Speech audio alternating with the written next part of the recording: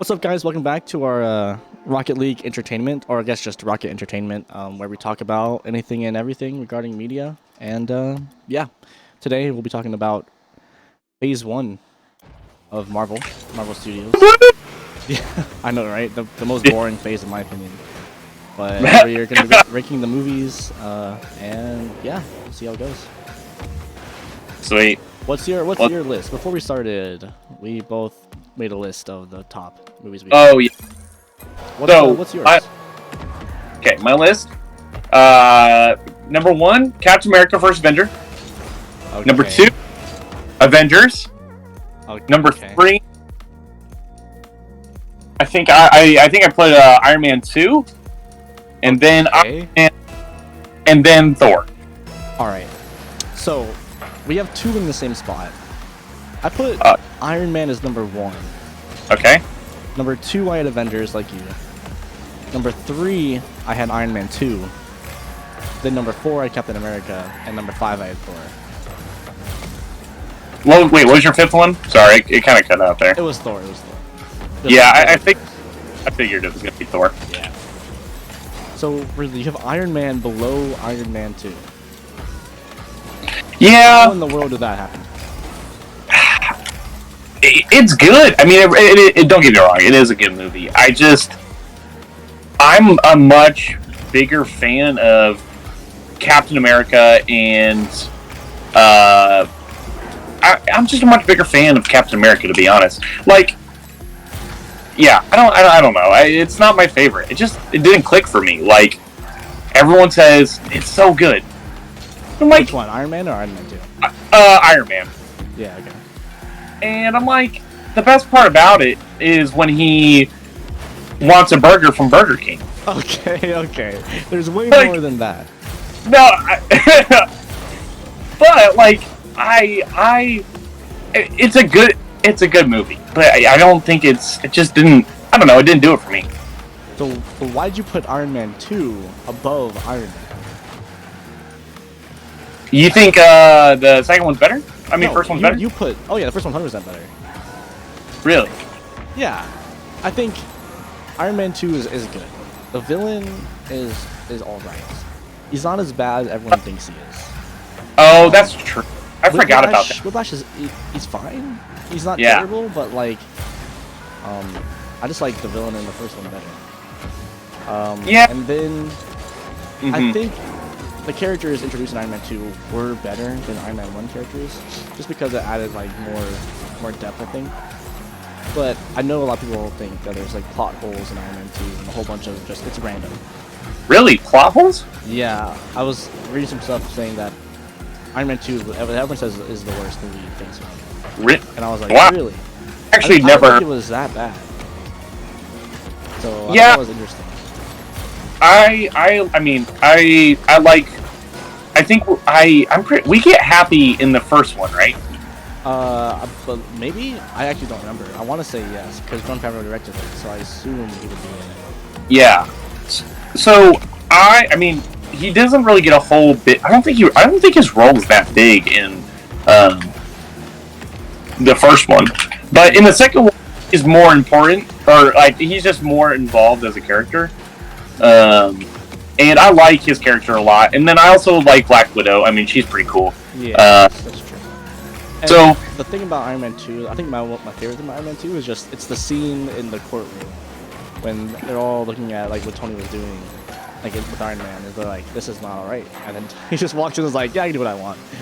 I think it's hilarious. Oh, you mean like when he's like doing the racing and stuff? Talking about that? In the court, remember when he was in court? I think in the movie, right? Oh, you mean at the end of the first movie? Was that the end of the first movie? I thought it was getting second movie. He's in the court? Man, dude, it's been a long time actually since I've seen it. Getting a second movie because at the end of the first movie he says he's Iron Man. So it's definitely second. Yeah. Yeah. So dude, okay. I think that part's hilarious. I mean, yeah. I'm sorry.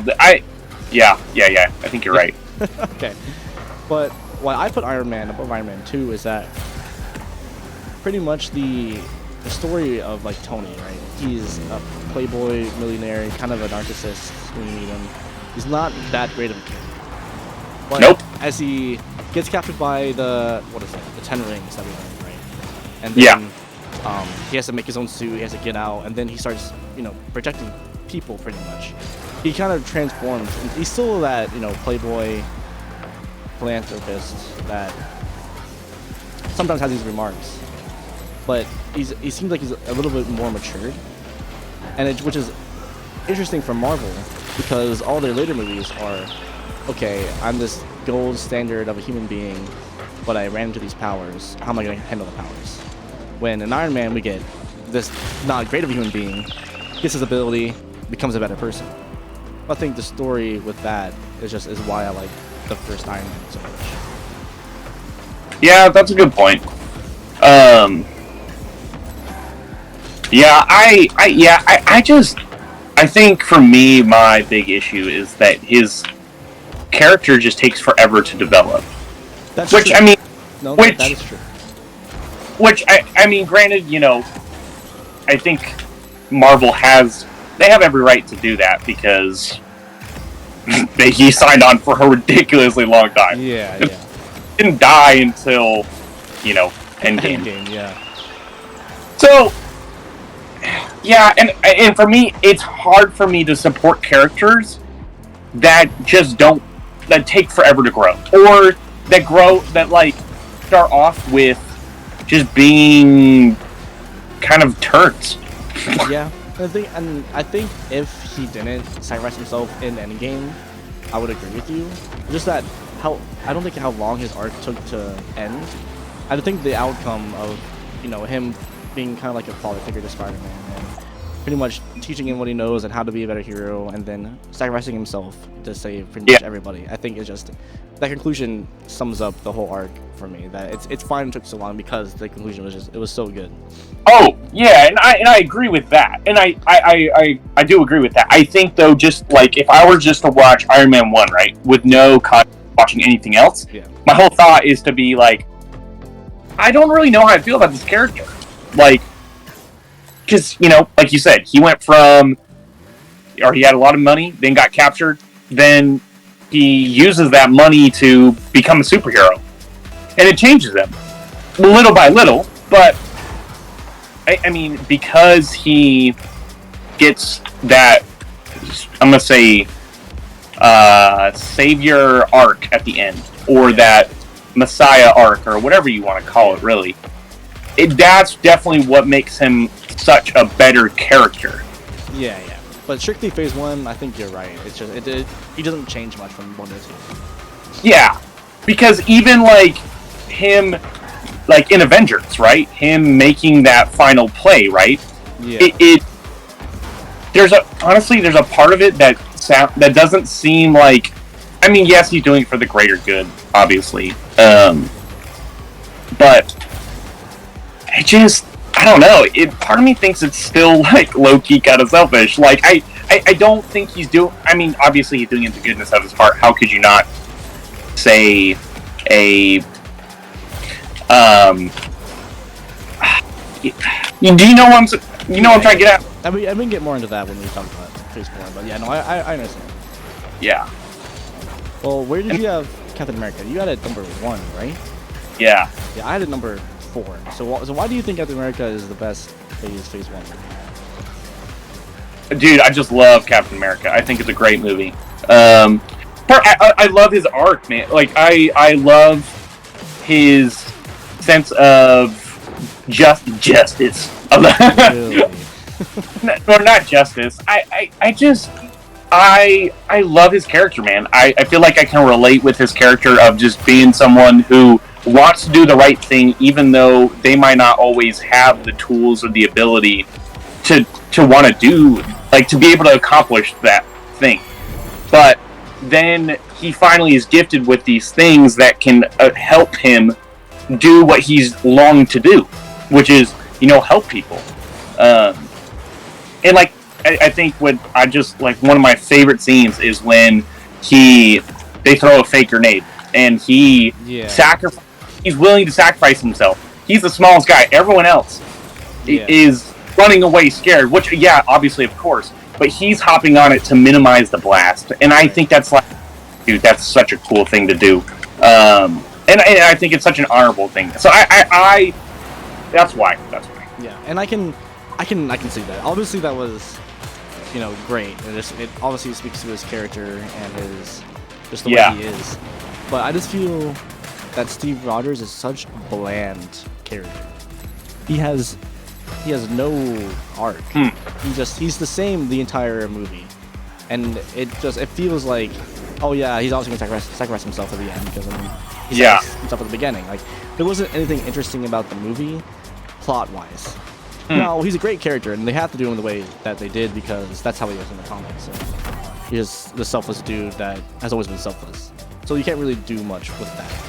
He kind of is like the gold standard, which, I mean, obviously later on, I have other reasons why I hate Captain America, but just this beginning movie, the most interesting parts were before he was Captain America, in my opinion.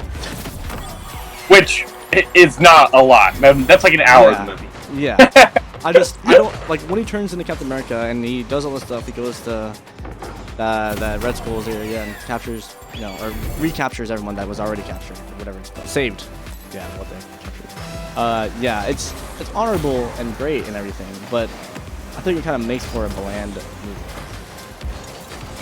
Because you feel like his character arc is predictable. Yeah, because obviously he's gonna do that. He's Captain America. He threw himself on a grenade in the first 5 minutes of the movie. Of course he's gonna go and save his friend. Yeah. Which isn't bad. That's why it's ranked so low on my list. Interesting. Yeah, so we both had, we'll do Thor last. We both had Avengers, though, number 2. Yeah, I think it's a good movie. I really like, I like it. To me, it's interesting because you take a bunch of actors who have been in lots of different things at this point. At least, in my opinion, they've all kind of have. Oh, that was a bad miss. They've all been in different kinds of things, and it's cool to see them kind of a lot of big name characters come on the stage at once. Yeah. That's just like not even talking about the plot and everything, but I think it's a good. I think it's a good story. And I love the action in it. There's also that dope scene where they're like, all doing the hero stance, and you're like, all the people right now, 100. Classic, circular pan. But they're like, they're gonna let them power up. Like, this is like their.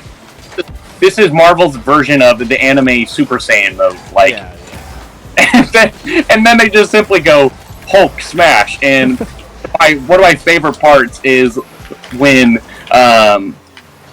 Loki just gets utterly destroyed by Hulk. And in the tower. Yeah, in the tower.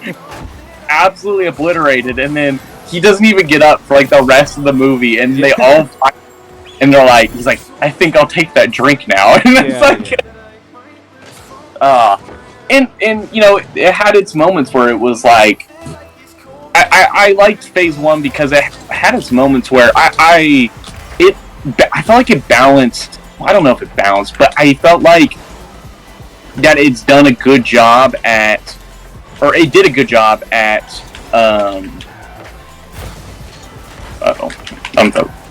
it did a good job at, with the humor. Yeah. Because I feel like a lot, and I know we'll talk about it more when we talk about the other phases, but I feel like a lot of the phases now rely too much on humor. Yeah, that's fair. I think it's mainly been.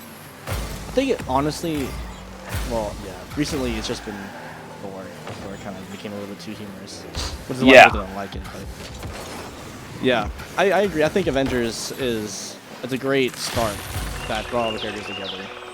It had the right amount of conflict within the Avengers, along with Loki, and I really liked Hawkeye.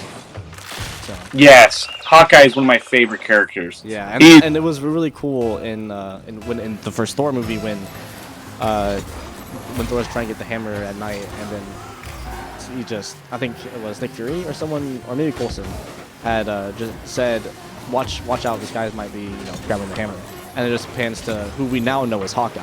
but it doesn't Yeah. say their name, and just with the bow, I'm like, oh yeah, that's cool. Yeah. I think I think, and plus I feel like the characters, I feel like they're written well too, and I think it's interesting because they explore the power dynamics between what happens when you bring together a bunch of superpowered individuals.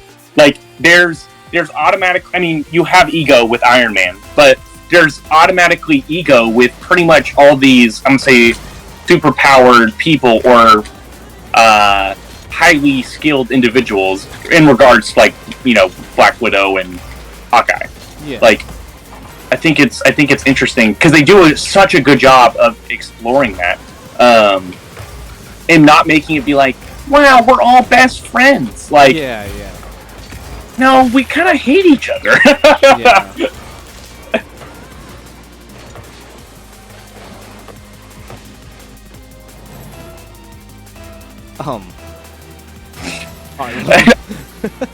I thought you were gonna say something, so I was like, too, so it's fine.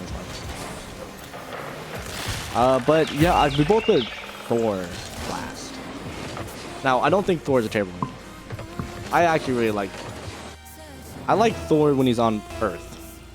When we see, like, when we're watching Thor and it opens on Asgard and Thor gets oh yeah, his hammer and everything. I'm not a huge fan of Asgard in the beginning movies. I think Thor excels.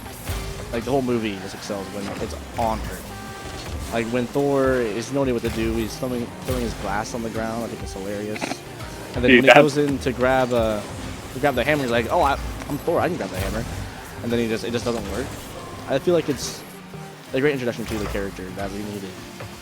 Yeah, and I mean the whole Thor story is just rich with character, like, development and character building, because you get him and he's an arrogant jerk. Like, I mean, obviously, like, he's not like the worst person in the world, right? He's not like awful, but so focused on, like, he's so short-sighted, like, and he's so just like, it's all about him. Yeah. And he gets his power stripped from him, and then he's forced to learn, like, oh, this is how I be, like, not a turd. And I will say, I really did. That's probably my favorite part of the story, and just because of the character development that Thor, like, experiences. Yeah. What I don't like, though, is how serious, like, Thor is taken. Like, he's just so, like, and it's probably in the benefit of looking, now in hindsight, right? Because it's a great movie. I mean, it's still a good movie. But thinking about how, like, there's almost the humor that happened in Thor.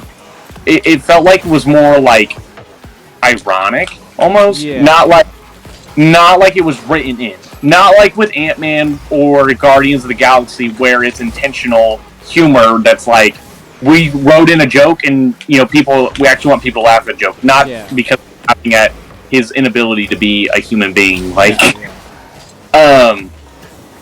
so he's just so serious. Like,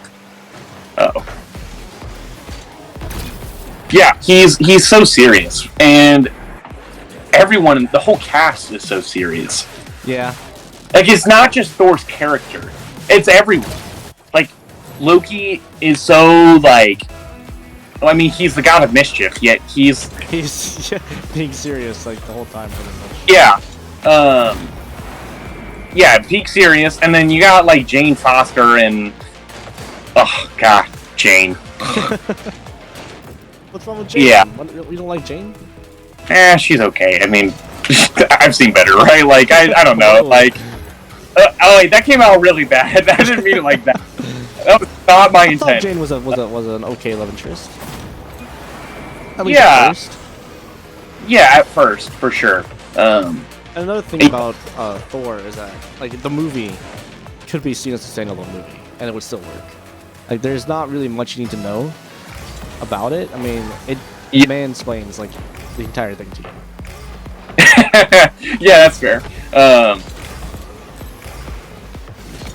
Yeah, it does mansplain the whole thing to you. I mean, because it gives you that intro. Like, the intro is good. And I think that's necessary, you know, this character. Because, I mean, like, Asgardian mythology, or it's not Asgardian, sorry. It's, yeah, Norse. That is not as popular as Greek mythology. Yeah. So that type of explanation is necessary. Or maybe necessary, or just like, hey, this is, yeah, it's necessary. Yeah, and another thing is that pretty much the take that Marvel does on Thor and Odin and Loki and everyone is so different from the actual mythology of. Is it really? Yeah, like Thor is this big, humongous dude who's always drunk. Pretty much the Thor we see in Infinity War and Endgame is kind of the Thor that No, which is say it again. The Thor that we see in Endgame, like when we see him with his beard and everything, and he's like drinking all the time. That's how Thor is 24/7, and he's straight up he's a jerk. The entirety of the mythology. Interesting. Yeah, so they had to kind of like, if people knew Norse mythology before, they were like, okay, this is the take we're having on Thor, and it's definitely not Norse mythology. Yeah. Gotcha. That makes sense. Yeah, that makes sense. I actually never knew that.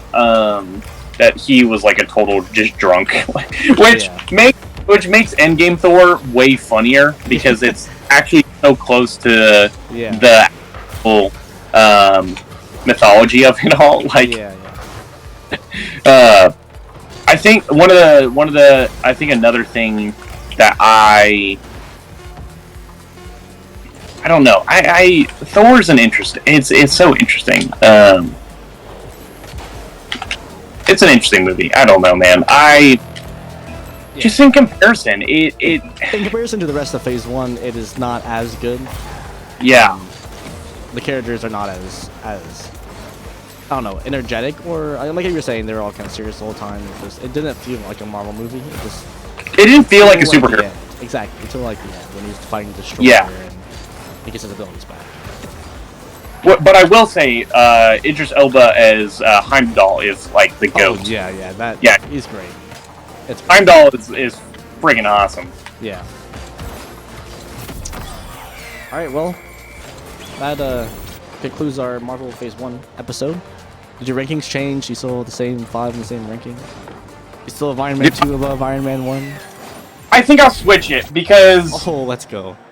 Because I forgot that the villain in Iron Man 2 is really weak. Yeah. Like, there's not a lot of personal connection. I feel like it's kind of grasping at straws. In Iron Man 2, like, to have the villain be this big bad, I feel like it's grasping at straws, but Iron Man 1 has such a great villain. Obadiah, like, he... Yeah. Jealous, he's at level. Yeah, and I think that does a really good job of capturing your attention more than the second one does. Yeah. Yeah, there was something else you said too that I think made me change my opinion. But yeah, so I guess my final rankings would personally still me. I think actually I would shift Avengers to number 1 and put Captain America at 2 now, because I kind of agree with you where you're talking about he's such a bland character. Like, I love his character and I relate with his character. Yeah. Because he's so awesome, but he very rarely changes. Yeah, exactly. So I feel like I need to drop that. So Avengers, that's Avengers 1, Captain America 2, Iron Man 3, Iron Man 2, 4. Yep. Then Thor 5. And honorable mention, Hulk. The Incredible Hulk. You might have noticed that my car was not what I normally use. It was in honor of Hulk. It's the Hulk car. We got green and red. Yep. It looks like absolute garbage. But hey, that's basically, to sum up the movie, because it sucks. So. Yep. All right, well, join us next time. I don't know what we're doing next. Could be phase 2. We'll decide. See you guys later.